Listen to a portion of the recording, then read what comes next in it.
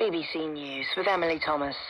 The truce between Israel and Hamas is entering a fifth day after Qatari mediators announced a 48-hour extension to allow further exchanges of hostages and prisoners between the two sides.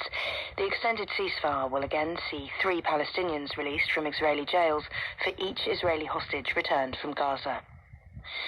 There are signs that a breakthrough may be imminent in efforts to rescue 41 men trapped for more than 2 weeks in a collapsed road tunnel in northern India. An expert said more than 50 meters of an escape route has been cleared, leaving only 5 or 6 meters more. The Greek Prime Minister says he's deeply disappointed by the cancellation of a meeting with the British Prime Minister Rishi Sunak.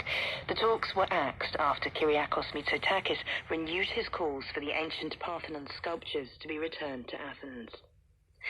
An accident at a South African platinum mine has left 11 people dead and dozens injured.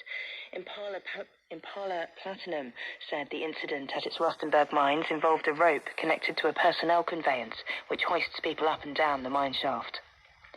Analysis by the BBC suggests that air pollution caused by oil companies burning waste gas could be affecting millions more people in the Middle East than previously thought. A BBC Arabic investigation has found that toxic pollutants released by a process called flaring could be spreading hundreds of kilometers across the region. The first transatlantic flight powered entirely by so-called sustainable aviation fuels is due to take off in a few hours. The plane, operated by Virgin Atlantic, will fly from Heathrow Airport to London to JFK in New York.